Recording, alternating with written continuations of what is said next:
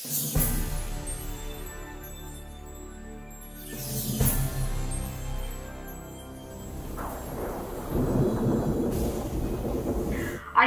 իրադարձությունները ուղղակի աննախադեպ են։ Գետերն ու ջրամբարները դուրս են եկել հունից։ Մայրցամաքներին աներևակայելի ուժգնության փոթորիկ է մոտենում։ Մի քանի ինքնաթիռ ստիպված են եղել վթարային վայրեջ կատարել քաղաքի սահմաններից դուրս։ Ես կարծում եմ երկրաշարժ է։ Ես նախկինում երբևէ նման սարսափելի եղանակ չեմ տեսել։ Ես ձեզ խորհուրդ կտայի պատսպարվել։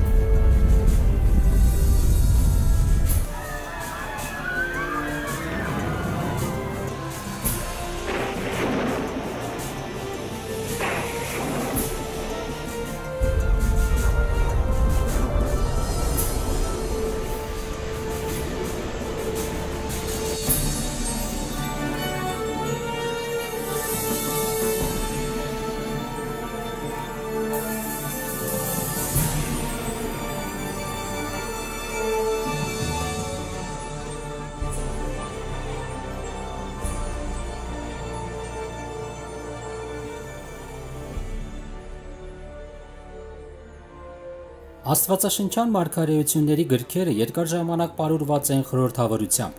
Հինավուրց տեքստեր, խորհրդավոր թվեր, խորհրդանշական կերպարներ, որոնք նկարագրում են ապոկալիպսիսի գալիք սոսկալի իրադարձությունները։ Իրականում հնարավոր է հասկանալ այդ կերպարների իրական նշանակությունը։ Ինչ բան է գազանի դրոշմը։ Ոմանք ասում են, թե դա մաշկի տակ ներդրված համակարգչային չիպ է, կամ դա ինչ-որ էլ ավելի խորամանկ բան է։ Իսկ ինչ կարելի ասել հակաքրիստոսի մասին։ Աստծո այդ չարագուշակ թշնամին արդեն հայտնվել է, թե նա դեռ սպասում է ստվերում։ Կլինի արդյոք ինչ-որ ահաբեկչություն, որը վերջնականապես կհանգեցնի երկրի կործանմանը։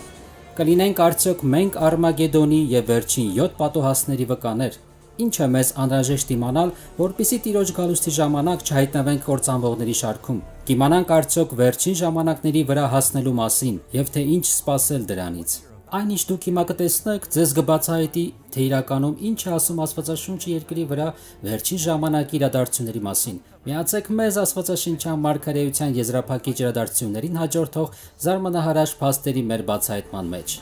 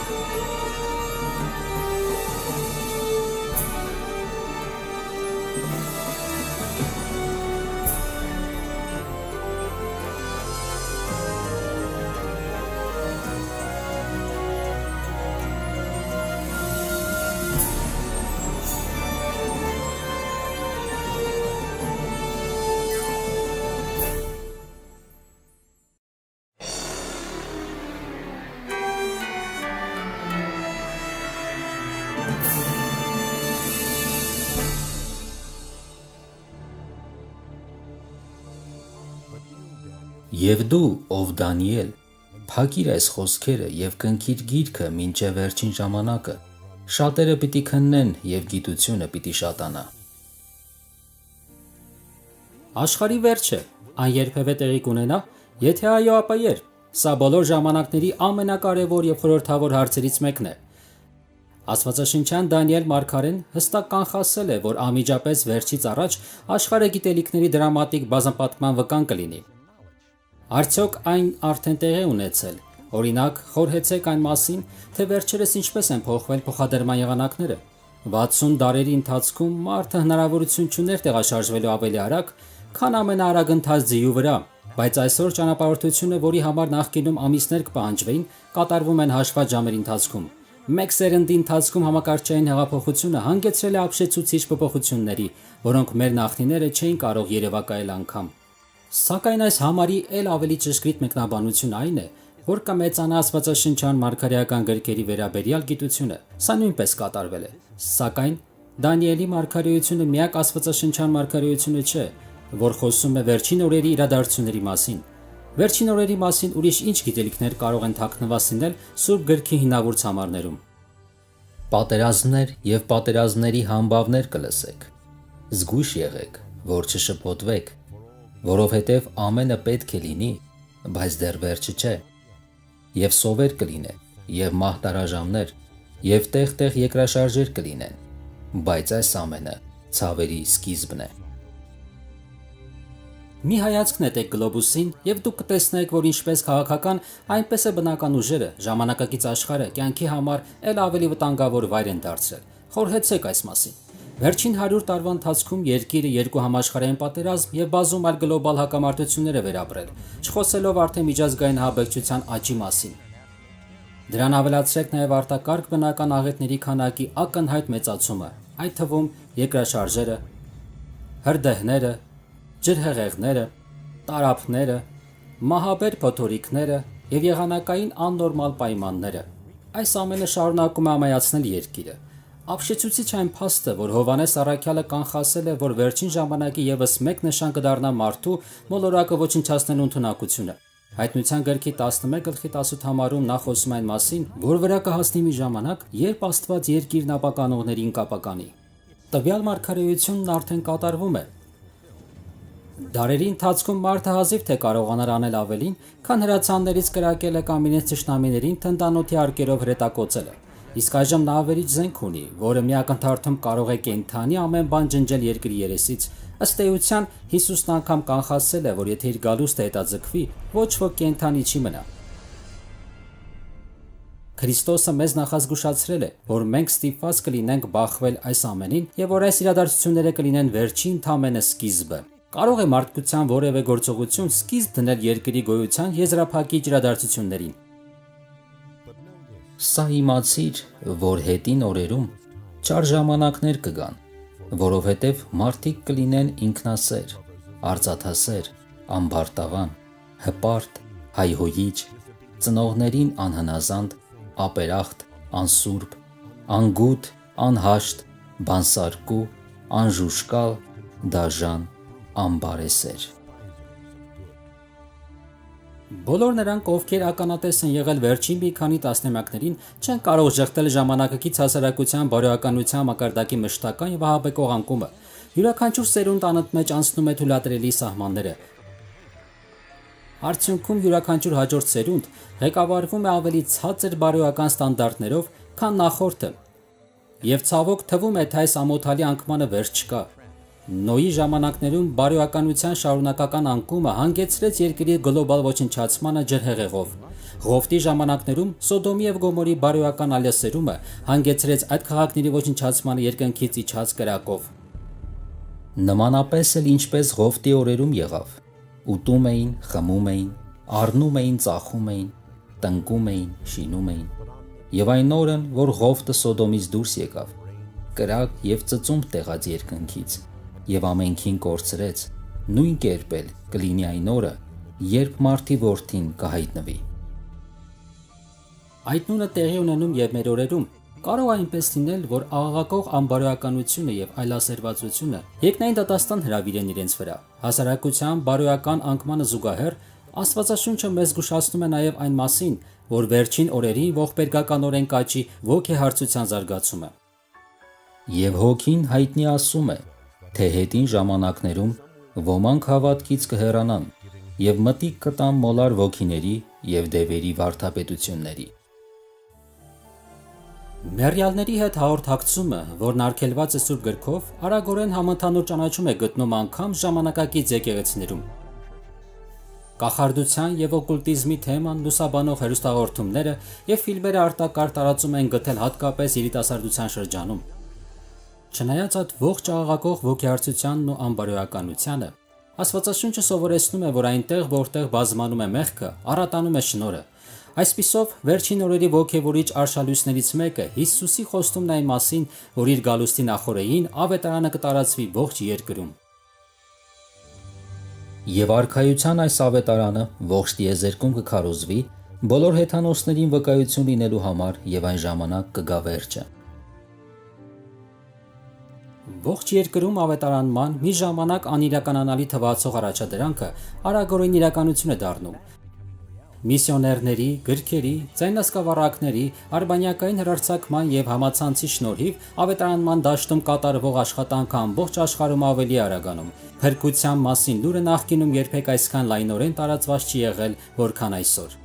Աստվածաշունչը մեզ բացում է, որ ակնհայտ այն փաստը, որ մենք ապրում ենք վերջին ժամանակում։ Գիտելիքների բազմացումը, համաշխարհային անկայունությունը, բարոյականության անկումը եւ օկուլտիզմի հանդեպ խելագար հետաքրքրությունը այս ամենը վկայում են այն մասին, որ վերջը մոտիկ է։ Վերջին նշաններն արագորեն իրականանում են։ Բայց ավելին, Աստվածաշունչը մեզ զգուշացնում է նաև այն մասին, որ հենց բարու եւ չարի հակամարտող ուժերը ի վերջո կբերեն Արմագեդոնի ճակատամարտին։ Մոտ ապագայում ինչ որ անհայտ համաշխարհային ճգնաժամ ողջ մոլորակը կնետի ամենասոսկալի իրադարձության գիրկը, որ երբևէ տեսել է երկիրը։ Որովհետև այն ժամանակ մեծ նեղություն կլինի, որ նմանը աշխարհի սկզբից մինչև հիմա չի եղել եւ ոչ էլ երբևէ կլինի։ Ինչ աղետ առաջ կբերի այս վերջնական ճգնաժամը եւ երբ տեղի կունենա դա։ Հնարավոր է, որ դա լինի ինչ-որ կործանարար ահաբեկչական գործողություն, թե որևէ միջազգային տնտեսական աղետ, թե ավելի ճեկրաշարժ, երկնաքար կամ այլ աղետներ, թե հնարավոր է, որ դա լինի որևէ քիմիական սպառնալիք կամ մահացու համաճարակ։ Իսկ միգուցե այդ աղետների համադրումը, թեև Աստվածաշունչում հստակ ասված չէ, թե ինչպիսին կլինի այդ ճգնաժամային իրադարձությունը, այնտեղ ասված է, թե ինչ իրադարձություններ կբերի այն իր հետևից։ Հաջորդ բաժնում դուք ավելին կիմանաք այդ զարմանահրաշ փաստերի եւ ցնցող իրադարձությունների մասին, որոնց պատրաստ չէ անգամ քրիստոնյաների մեծամասնությունը։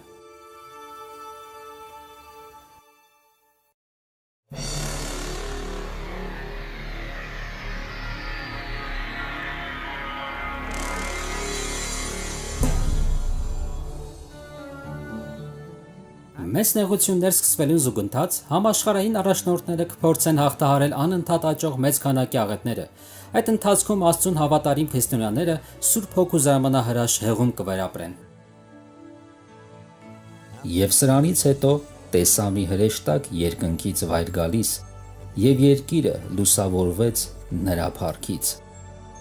Աստծո ժողովրդին լուսավորած այդ մեծ լույսը Սուրբ Հոգին է։ Սրբազան խիզախությամբ նրանք վկայում են Աստծո մասին, եկեղեցիներին բարեփոխման, իսկ կործանվողներին Քրիստոսի մոտ գալու կոչելով։ Նրանք հատկապես հիմնվում են Աստծո խոսքի վրա, կոչ անելով բոլորին ապաշխարել իրենց մեղքերը եւ հետևել Աստծո պատվիրաններին։ Վերածննդի մթնոլորտը կթափանցի ողջ աշխարհը, իսկ Սուրբ Հոգին կանչում է ինչպես ծառայողներին, այնպես էլ եկեղեցիների անդամներին տքնաջան կերպով աշխատելու մարդկանց փրկության համար։ Սուրբ Հոգու աշխատանքն ավելի ակնհայտ դառնալու զուգընթաց ուժեղանում է նաև օկուլտիզմի դրսևորումը։ Հայտնվելով շատերին, մոլորեցնող հոգիները ներկայանում են որպես մահացած սիրելիներ կամ որպես հին աստվածաշնչյան սուրբեր։ Նրանք խաղաղության եւ հուսոխոսքեր են ասում, առաջարկելով հազիվ նկատելի, բայց վտանգավոր մոլորություն բովանդակող դավանաբանություն։ Աստվածաշունչը նախազգուշացնում է նրանց մասին,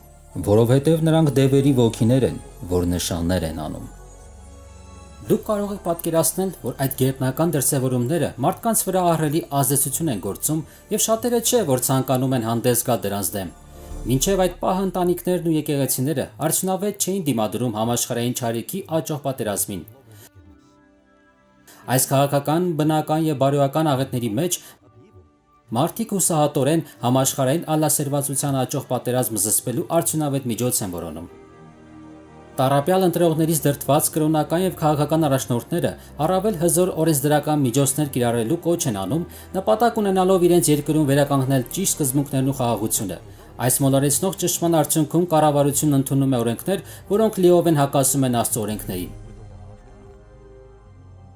Բայց պատմության մեջ առաջին անգամ չէ, որ տեղի է ունենում նման բան։ Հնարավոր է, որ դուք հիշեք ծանոթ պատմությունը Դանիելի մասին, նրա գրքի 3-րդ գլխից։ Այնտեղ պատմվում է այն մասին, թե ինչպես Բաբելոնի Նաբուգոդոնոսոր թագավորը հրամայեց իր թագավորության բոլոր հպատակներին պատվել եւ երկրպագել վիթխարի ոսկե արձանին, որ ինքն էր ձուլել։ Սակայն 3 պատանի հրեա գիտեին, որ այդ հրամանը լիովին հակասում է Աստծո պատվիրանին։ Աստծուն հավատարիմ մնալու որոշում ընդունելով նրանք հրաժարվեցին երկրպագել արձանին։ Թագավորը կատաղությունից մոլեգնեց եւ հրամայեց նրանց նետել կրակով բորբոքված հնոցի մեջ, բայց Աստված հրաշալի կերպով միջամտեց եւ փրկեց նրանց։ Պատմություն կա նաև Դանիելի եւ Արուսների գուբի հետ կապված։ Պարսից թագավորը օրենք ընդունեց, որ հռչակում էր, որ 30 օրվա ընթացքում ոչ ոք չպետք է երկրպագի որևէ աստծո բաց իրենից, սակայն Դանիելը գիտեր, որ այդ օրենքին ենթարկվելը նշանակում է խախտել Աստծո առաջին պատվիրանը։ Այդ պատճառով Դանիելը խիզախաբար հավատարիմ մնաց ամեն օր Աստծուն բացահայտորեն աղոթելու իր սովորությանը, չնայած որ դրանով վտանգ էր ենթարկում իր կյանքը։ Դանիելի թշնամիները այդ խախտման մասին լուրը հասցնում են թագավորին, ով տհաճությամբ իր հավատարիմ ծառային նետում է Արուսների գուբը, բայց Աստված եւս մեկ անգամ հրաշալի կերպով փրկեց Դանիելի կյանքը, ցուցաբերելով իր զորությունը։ Այսպիսով հայտնություն գիրքը կանխասում է, որ վերջին օրերին էլ մի չարուշ կստիպի աշխարհի կառավարություններին օրենքներ ընդունելու այն մասին, թե ինչ ձևով պետք է երկրպագեն մարդիկ։ Այդ օրենքներն արտաքուս կնպաստեն բարոյականությանը, բայց իրականում դրանք կնախապատրաստեն աշխարհը ընդունելու գազանի դրոշմը եւ հակաքրիստոսին։ Որովհետև սուտ Քրիստոսներ եւ սուտ մարգարեներ վեր կկենան եւ մեծ նշաններ եւ հրաշքներ կտան, մինչեւ որ եթե կարելի լիներ, ընտրվածներին էլ կմոլորեցնեին։ Աճող ճգնաժամի այս ժամանակահատվածում, երբ աշխարհը հուսահատ օգնություն եւ համընդհանուր կայունություն կորոնի, օգնությունը կդրսևորվի ամենազարմանալի կերպով։ Ողջ աշխարհի զանազան վայրերում աղաղակներ կլսվեն։ Նա եկավ, Հիսուսը վերադարձավ։ Պայծառ եւ խարիզմատիկ միազնավորություն կհայտնվի, հայտարարելով, որ ինքը Աստծո որդին է։ Բազում տեղեկատվական գործականներ կհավաքվեն տեսնելու, թե ինչպես այդ գերբնական ազնվորությունը հրաշքներ գործում։ Նրանք կլսեն, թե ինչպես է նա կրկնում բազմաթիվ խոսքեր, որոնք ասել է Հիսուսը Սուրբ գրքում։ Այդ իրադարձությունը ողջ աշխարհում կցուցադրվի արբանյակային հեռուստատեսությամբ, եւ միլիոնավոր մարդիկ սխալմամբ կհավատան այն բանին, որ նրա հայտնվել է հեռուստաէկրաններին կատարեց Սուրբ գրքի մարգարեությունն այն մասին, որ ամեն աչք կտեսնի նրան։ Շատ կրոններ անհամբերությամբ սպասում են եկող փրկին, եւ նրանք այդ շլացուցիչ անձնավորությանը կհամարեն իրենց աղոթքների պատասխանը։ Բայց Կորինթացիներին հղված երկրորդ ուղերձում Աստվածաշունչը նախազգուշացնում է, որ Սատանան նույնիսկ լույսի հրեշտակի կերպարանք կարող է ընդունել։ Ցավոք, բայց շատ մարդիկ գրկաբաց կընդունեն ոչ թե Հիսուսին, այլ Սատանային, որ ներկայանում է որպես Աստծո որդի։ Սրա միջոցով Սատանան կարողանա միավորել ողջ աշխարհի մարդկանց եւ հաստատել երկրպագության իր կեղծ համակարգը։ Այս կերպ նա կիրագործի մեծագույն խաբեությունը, որ երբևէ կատարվել է մարդկության նկատմամբ։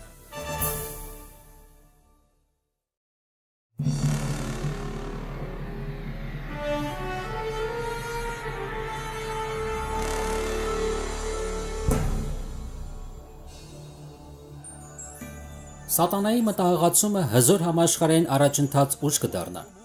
Համաշխարհային առաջնորդներից շատերը կընդունեն մեծ ինքնակոչին, ինչպես եւ նրա հաստատած երկրպագության կեղծ համակարգը։ Համաշխարհային աղետների ուժեղացմանը զուգընթաց եկեղեցիների առաջնորդները համարելու են, որ չի կարելի ոչ մի րոպե կորցնել աշխարհը կեղծ փրկչի այս ուսմունքներին հնազանդեցնելու առումով։ Այստեղ է սուրբերի համբերությունը, այստեղ են Աստծո պատվիրանները եւ Հիսուսի հավատքը պահողները։ Բայց ոչ բոլորը կխաբվեն։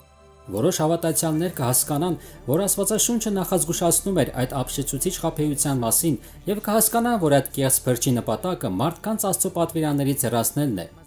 Բայց սա առաջին անգամը չէ, որ Սատանան հայտնվում է որպես լույսի հրեշտակ։ Երբ Քրիստոսը փորձվում էր անապատում, Սատանան նրան հայտնվեց Աստծո փառավոր դրաբերի տեսքով, դրսևորելով իր ճշմարիտ էությունը, գայթակղելով Հիսուսին, որ անհնազանդություն ցուցաբերի Աստծո խոսքի հանդեպ։ Եվ կրկին օգտագործելով այդ նույն մարտավարությունը, Սատանան կփորձի խաբել աշխարհին եւ դրդել նրան խախտելու Աստծո օրենքը։ Ոչ ոք չի կարող երկու տերերի ծառայել, որովհետեւ կամ մեկին կատի եւ մյուսին կսիրի, կամ մեկին կմեծարի եւ մյուսին կարհամարի։ Աշխարհը մոտենում է խաբեության ժամանակին։ Կեղծ Քրիստոսը եւ համաշխարհային պայքարը աշխարհը կբաժանեն երկու առանձին խմբերի։ Նրանք, ովքեր հետևում են Աստվածաշնչին, եւ նրանք, ովքեր հետևում են գազանին։ Մարդկանց սրտերը լցված կլինեն տագնապով, եւ նրանց մտքում առաջին պլանում կհայտնվի կրոնի հարցը։ Հեռուստատեսային եւ ռադիոհարցազրույցներում դատաքննությունների ժամանակ Աստծո ճշմարիտ հետևորդները կկանգնեն համաշխարհային առաջնորդների առջև, ներկայացնելով ուժեղ եւ համոզիչ աստվածաշնչյան հիմքեր հասարակությանը պարտադրված երկրպագության կեղծ համակարգին իրենց դիմադրությունը հիմնավորելու համար։ Աստծո պատվիրանները եւ ճշմարիտ երկրպագության էությունը կլինեն յուրաքանչյուրի քննարկման կենտրոնը։ Դրդվելով Սուրբ Հոգուց եւ Աստծո ծառայողների անհերքելի աստվածաշնչյան փաստարկներով, հազարավոր մարդիկ ողջ աշխարհում կհրաժարվեն իրենց կենսազոր եկեղեցիներից եւ կդառնան Հիսուսի ժողովրդականություն չվայելող, սակայն ճշմարիտ հետևորդների կողմնակիցները։ Հարկավոր է հնազանդվել Աստծուն, թե մարդկանց, հանրահայտ ավանդույթներին, թե ճշմարտությանը։ Այս հարցը աշխարհը կբաժանի երկու խմբի։ Մի կողմում կլինեն մարդիկ, ովքեր ստանում են Աստծո կնիքը, իսկ մյուս կողմում գազանի դրոշ մստացողները։ Անիրավություն գործողը թող էլ անիրավանա, եւ կեղտոտը թող էլ կեղտոտվի, եւ արդարը թող էլ արդարանա, եւ սուրբը թող էլ սրբվի։ Հայտնություն գրքից այս հատվածը կանխասում է հետևել իրադարձությունները, երբ ամեն մարդ վերջնական որոշում կընդունի Քրիստոսի կողմ կամ Քրիստոսին դեմ։ Աստծո կողմում կլինեն նրանք, ովքեր հավատարմորեն հետևում են նրա խոսքին, չնայած ուժեղ դիմադրությանը։ Մյուս կողմում կլինեն նրանք, ովքեր բարձր կարծիք ունեն մարդկային ավանդույթների մասին։ Այնպես ինչպես Նոյի տապանի դուռը փակվեց ջրհեղեղի սկզբից առաջ, ի վերջո աշխարհի առջև կփակվի ողորմության դուռը եւ կործանվող մարդկանց համար այլևս հասանելի չի լինի Աստծո շնորհը։ Քրիստոսի երկրորդ գալուստն անխուսափելի է, բայց նախ աշխարհը մի շարք ամենակործան աղետներ կվերապրի, որ երբևէ տեղ են ունեցել մարդկության հետ։ Եվ մեծ ձայն լսեցի տաճարից, որ ասում էր այն 7 հրեշտակներին. գնացեք եւ Աստծո բարկության սկավառակները թափեցեք երկրի վրա, եւ առաջինը գնաց եւ իր սկավառակը թափեց երկրի վրա, եւ չարաչար պալարներ եղան այն մարդկանց վրա, որ գազանի դրոշն ունեին եւ նրա պատկերին երկրպագում էին։ Դեպի լավը գնալու ողջ հույսը կխորտակվի, երբ հայտնություն գրքում կանխասված 7 պատուհասները սկսեն գալ մեկը մյուսի հետևից։ Սրանք ամենասոսկալի աղետներն են, որ երբևէ տեսել է մարդկությունը կամ էլ կտեսնի։ Առաջին պատուհասը արտակարգ ցավոտ կլինի։ Մարդիկ ծածկվեն սոսկալի բորբոքումներով, որոնք տանջալի ցավեր կպատճառեն կործանվող մարդկանց։ Դրան արագորեն կհետևեն 6 կործանարար աղետները, ծովերի ու գետերի ջրերը արյուն կդառնան, արեգակին իշխանություն կտրվի այրել մարդկանց ուժեղ ջերմությամբ ու կրակով։ Մի պատուհասը մյուսով փոխարինվելու զուգընթաց աշխարհի խուճապահար մարդկանց վրա սկսում է սարսափ տիրել։ Այդ ժամանակ փրկված մարդկանցից ոմանք գտնվելու են ամայի եւ հեռավոր վայրերում, որտեղ նրանց ուղարկելու եւ ապահովելու են Աստծո հրեշտակները։ Ուրիշները կնետվեն ամայի բանտերը, կթվա թե նրանք մոռացված են մարդկանց կողմից, բայց չեն մոռացվի Աստծուց։ Աստծո հավատարիմ մարդիկ կպաշտպանվեն պատուհասներից, ինչպես Իսրայելի ժողովուրդը եգիպտական պատուհասների ժամանակ։ Գտնվելով Աստծո հովանու ներքո, Աստծուն հավատարիմ մարդիկ դեռևս հոգևոր տառապանքների սոսկալի պահեր են ապրելու։ Նրանց ուղեղներում գլխավոր միտքը լինելու է այն, թե արդյոք արդար ենք մենք Աստծո առջև։ Ի վերջո նրանք հոգևոր խաղաղություն կգտնեն վստահելով Աստծո խոստումներին։ Եվ վիշապը բարկացավ այն կնոջ վրա եւ գնաց պատերազմ անելու նրա մյուս զավակների հետ, որ Աստծո պատվիրանները պահում են եւ Հիսուսի վկայությունն ունեն։ Հալածվելով կեղծ Քրիստոսի կողմից դժբախտ կործանվող մարդիկ համարելու են, որ կործանարար պատուհասից իրենց ձերբազատման միակ հույսն իրենց հակառակորդների ոչնչացումն է։ Այդպիսով որոշում կընդունվի գտնել եւ ոչնչացնել Աստծո մարդկանց, ովքեր անսասան հետևում են Սուրբ գրքին։ Եվ այսպես նրանք, ովքեր կհետևեն մարդկային ավանդույթներին եւ կերկրպագեն գազանին, ճակատ կկազմեն հոգեվոր պատերազմի դաշտում Հիսուսին սիրողների եւ Աստծո պատվիրաններին հետևողների դեմ։ Դա կլինի Արմագեդոն վերջնական ճակատամարտը։ Մեղսավոր աշխարհը վերջապես կհասնի Աստծո համբերության սահմանագծին եւ կգա ժամանակը, որ Աստված միջամտի եւ փրկի իր հավատարիմ զավակներին։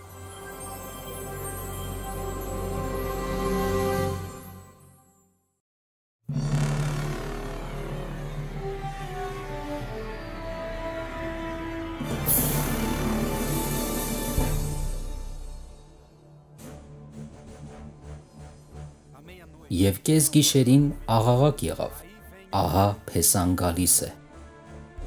Ամենախավար ժամին շատ դարերի այդքան երկար սպասված հույսն իրականություն կդառնա։ Կլսվի Աստծո հրամայական ձայնը, որ ասում է. կատարվեց։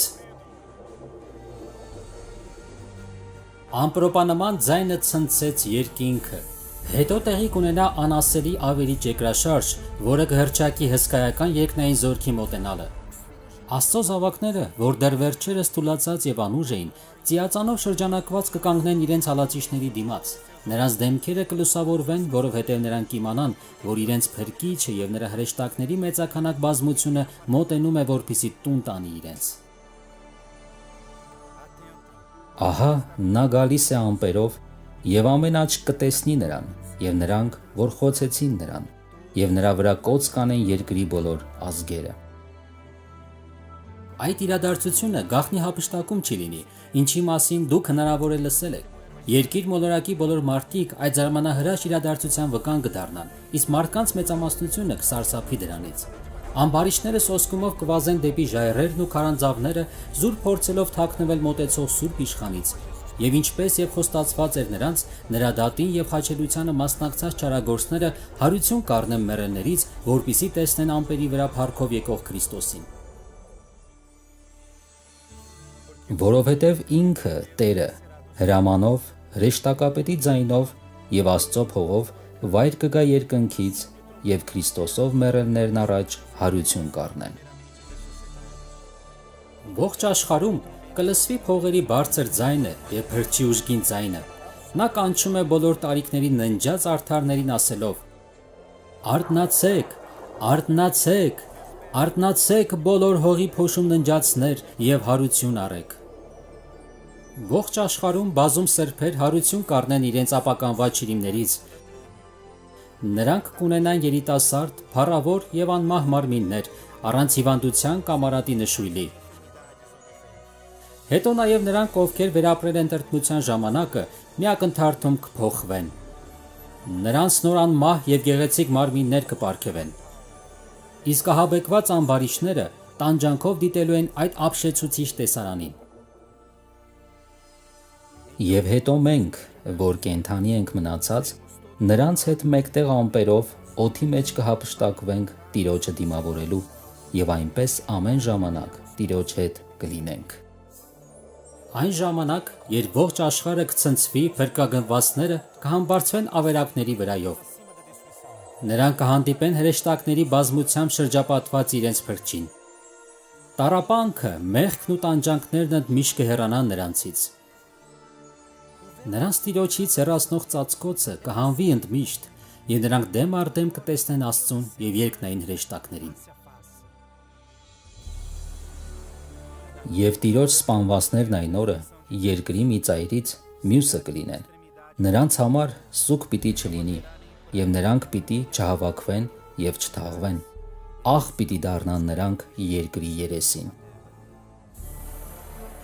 Երկրորդ գալուստի ժամանակ երկրի վրա կտիրի քաոս։ Դևերի ողբալի աղակող հողմի մեջ տեղի կունենան երկրաշարժեր, օվկիանոսները կեռան, կղզիները կանհետանան։ Իսկ մութ զայրացած ամպերը կսկսեն ծեծել երկիրը վիթխարի կարկուտներով։ Ամբարիչները, ում կհաջողվի կենթանի մնալ այս աղետներից, շուտով կկործանվեն Աստծո ներկայության փառքի ճաճանչներից։ Նրանց մարմինները նետված կլինեն ամայացած մոլորակի ողջ մակերեսին։ Երկրի ստեղծումից ի վեր առաջին անգամ այն լիովին կզրկվի մարդկային կյանքից։ Միայն սատանան եւ նրա հրեշտակները կմնան, որ նայեն իրենց խռովության պտուղներին։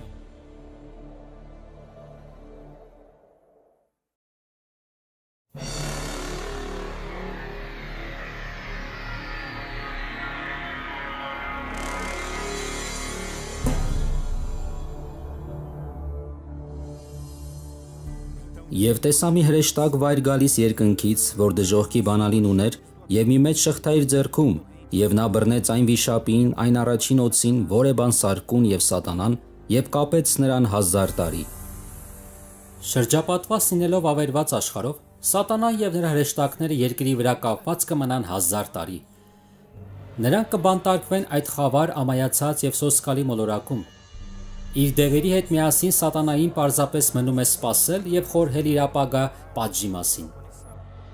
Ամենուրեք նա տեսնելու է խեղված քաղաքներ, այրված անտառներ եւ չոր ոսկորներ, երկնքի հետ նրա պատերազմի սոսկալի արդյունքը։ կապված լինելով գտնվելով վիթխարի անհատակ փոսում, գայթակղելու մարդ չունենալով, սատանան բացարձակապես խղճալի վիճակում կլինի։ Եվ տեսա աթոռներ, եւ նրանց վրա նստեցին, եւ դատավարություն տրվեց նրանց։ Նրանք կենդանացան եւ Քրիստոսի հետ թագավորություն արին 1000 տարի։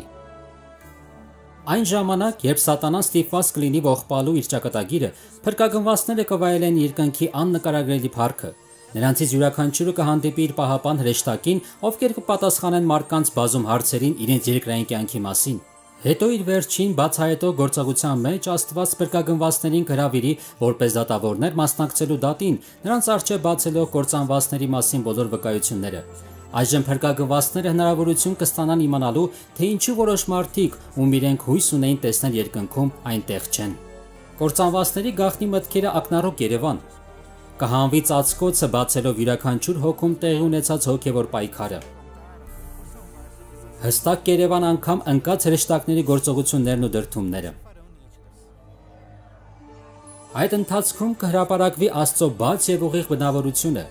ինչպես եւ կանխատեսում էր Պողոսը Կորինթացիներին հղված առաջին ուղերձի 6-րդ գլխի 2-րդ համարում սուրբերը կդատեն աշխարհը։ Նախքան մեղավորներից յուրաքանչյուրը կստանա իր վերջնական պատիժը, նրա մասին վկայությունները մանրակրկիտ կդիտարկվեն արդարների կողմից, ովքեր դա հասկանում են եւ ում ծանոթ է երկրի կենսական պայքարը, ամբարիչների բոլոր խոսքերն ու գործերը կկշռվեն Աստծո խոսքի կշեռքով։ Դատավճռի արդարացիությունը կհաստատվի եւ կորոշվի նրանց պատժի աստիճանը։ Արդյունքում 1000 տարին անցնելուց հետո Հիսուսն ու փրկագնվածները կպատրաստվեն վերադառնալու երկիր։ Կգա ժամանակը, երբ սատանան, նրա հրեշտակները եւ ամբարիշ մարդիկ երես առ երես կբախվեն իրենց գործերի հետևանքներին։ Շուտով հեզերը կժառանգեն երկիրը, բայց նախ Աստված կկատարի իր դատի վերջին փուլը եւ տիեզերքը կմաքրի մեղքից։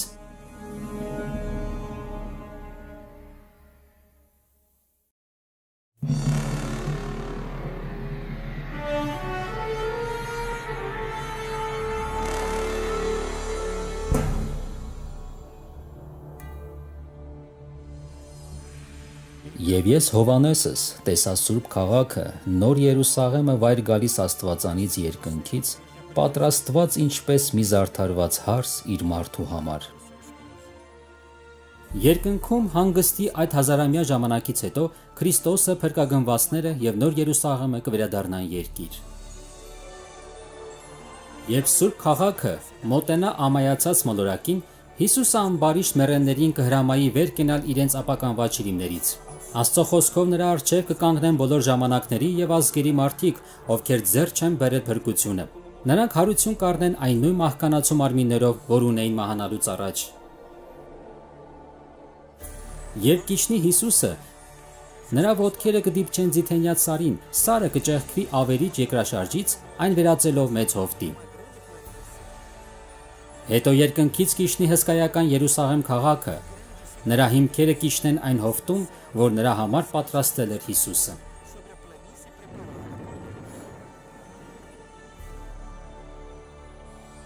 Եվ երբ 1000 տարին կլրանա, կարձակվի սատանան իր բանտից եւ դուրս կգնա, որ մոլորեցնի այն ազգերին, որ հավաքի նրանց պատերազմին։ Զարմանալի է, որ սատանային այնուամենայնիվ կհաջողվի վերջին անգամ խաբել իր հետևորդներին, եւ նա նրանց կհավաքի երկնային քաղաքն ուժով գրավելու համար։ Բոլոր տարիքների գեներալներն ու զինվորականներն իրենց ռազմական արվեստը կօգտագործեն նախապատրաստվելու մեծագույն ճակատամարտին ըստ իրենց ակնկալիքների։ Դրանով իսկ ամբարիշտները կցուցադրեն, որ իրենց սրտերը չեն փոխվել։ Եթե հնարավորություն ներկայանա, նրանք կփորձեն Աստծուն գահանքեց անել եւ ուժով զավթել Սուրբ քաղաքը։ Նրանք չգիտեն, որ իրենց ապակա պատերազմը տանուլ է տրված դեռևս դրա սկսվելուց առաջ։ Դատաստանի օրը եկել է։ Եվ տեսա մեռելները մեծ ու փոքր, կանգնած աթոռի առաջ, եւ գրքերը բացվեցին, եւ մեռելները դատվեցին այն գրքերում գրվածներից իրենց գործերի համեմատ։ Հանկարծ բարձրում, քաղաքի վերևում իր փառավոր գահի վրա կհայտնվի Տերը։ Բոլոր չնչին ռազմական ծրագրերն անհապաղ կդադարեցվեն։ Նայելով Աստծո դեմքին, ամբարիշները ցավով կհիշեն երբևէ իրենց գործած յուրաքանչյուր մեղքը։ Նրանք կհիշեն յուրաքանչյուր դեպք, երբ իրենք փակել են իրենց խղճի բերանը, յուրաքանչյուր պահ, երբ երես էին դարձրել Սուրբ Հոգու կոչերից։ Նրանցից ոմանք շիրիմ են մտել համարելով, որ հաջողությամբ թաքցրել են իրենց մեղքերը կամ այլ մարդկանց սպանությունները, հանցագործություններն ու արատները։ Նրանք ամոթով կգիտակցեն Ղուկասի ավետարանի 12-րդ գլխում գրված խոսքերը Աստված անձամբ իր Հիսուսի կողմից, որովհետև ոչինչ չկա ծածուկ, որ չհայտնվի, եւ թաքուն, որ չիմացվի։ Երբ նրանց աչքերի առջև ակներև ցույց կտրվի իրենց ողջ կյանքը, յուրաքանչյուր կորած հոգի լիովին կգիտակցի, որ փրկությունը մերժել է իր սեփական ընտրությամբ։ Տխուր փաստ է, բայց այդ մարդիկ երբեք չեն ճաշակի նրանց խաղաղությունն ու երջանկությունը, ովքեր գտնվելու են Սուրբ քաղաքում։ Նրանց անսահման հուսահատությունն ուղղակի աննկարագրելի կլինի։ Անհնազանդները չեն կարողանա հերքել Աստծո արդարությունը իրենց մեղավոր հայտարարելիս։ Նրանք միաձայն կաղաղակեն. արդար եւ ճշմարիտ են քո ճանապարհները, ով սուրբերի թագավոր, եւ երեսի վրա ընկնելով կերկրպագեն կյանքի իշխանին։ Եվ վեր գնացին երկրի լայնության վրա, եւ սուրբերի բանակը, եւ սիրելի քաղաքը շրջապատեցին, եւ երկնքից կրակ իջավ Աստվածանից եւ լափեց նրանց։ Ի վերջո կգա ժամանակը, երբ ամբարիշները դեմ հանդիման կմնան իրենց սեփական գործերի անդառնալի հետևանքների հետ։ Առանց որևէ նախազգուշացման երկնքից նրանց վրա կրակ ու ծծում կթափվի։ Երկիրը կպայթի եւ նրա այրվող խորքերից կրակ դուրս կգա։ Այն ժամանակ, երբ վառվող երկիրը կուլ կտա ամբարիշներին, արդարները ողջ եւ անվտանգ կմնան Նոր Երուսաղեմի սահմաններում։ Յուրաքանչյուր մեղավոր կպատժվի այն բանին համապատասխան, ինչ գործել է։ Քիչ թվով մեղքեր ունեցող մարդիկ կոչնչացվեն արագորեն, իսկ նրանք, ովքեր մեղավոր են մարդկության դեմ գործված սոսկալի չարագործությունների մեջ, ավելի երկար կտառապեն, իսկ սատանան ամեն մեղքի հրահրողը ստիպված կլինի տառապել ամենքից ավելի երկար։ Դաժանելի կլինի ամբարիշներին պատժելը, բայց դա է պահանջում Աստծո արդարությունը։ Մեղքի վարձքը մահն է։ Խաչի վրա Հիսուսն այդ վերջնական պատիժը կրեց նրանց փոխարեն, ովքեր ընդունեցին նրա զոհը, բայց ցավոք ամբարիշները մերժեցին նրա պարգևը եւ պետք է մեղքի սոսկալի գինը վճարեն հենց իրենցով։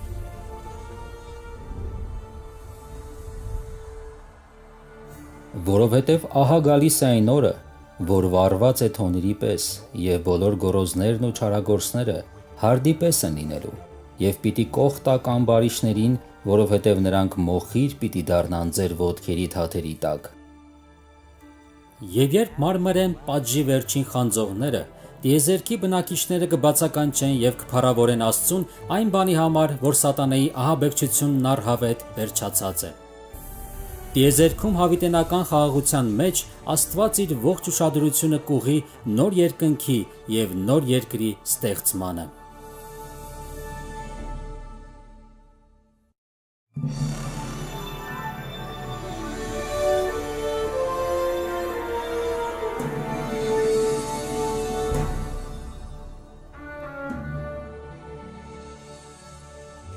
Եվ տեսա նոր երկինք եւ նոր երկիր, որովհետև առաջի երկինքը եւ երկիրն անցան։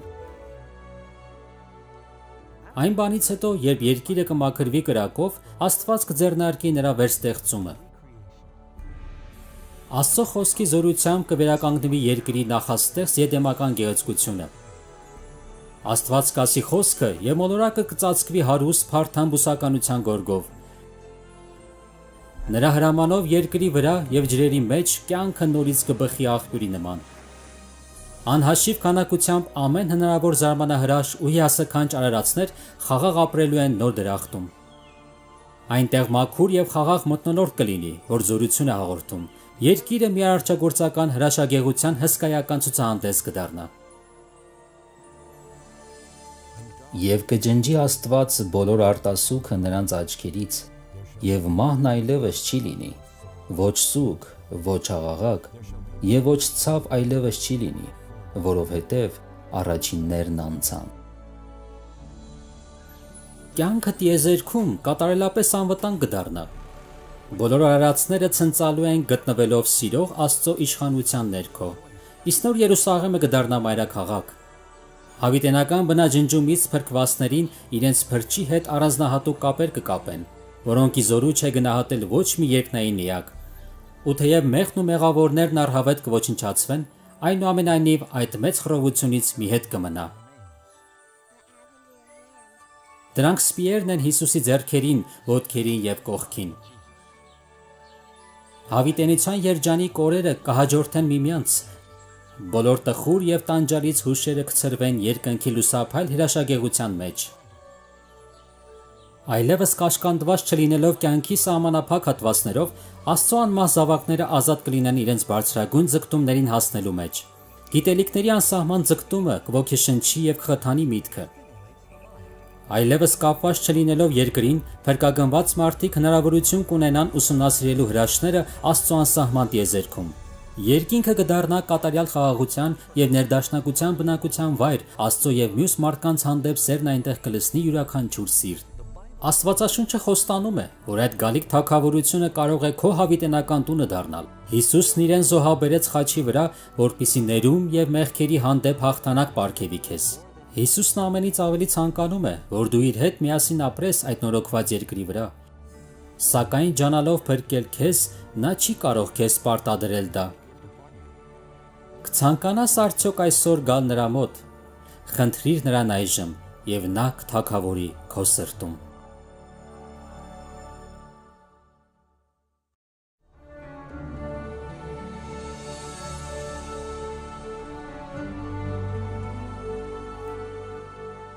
Ֆիլմը թարգմանվել և ձայնագրվել է Ես Քրիստոնյա եմ մեդիա կենտրոնում։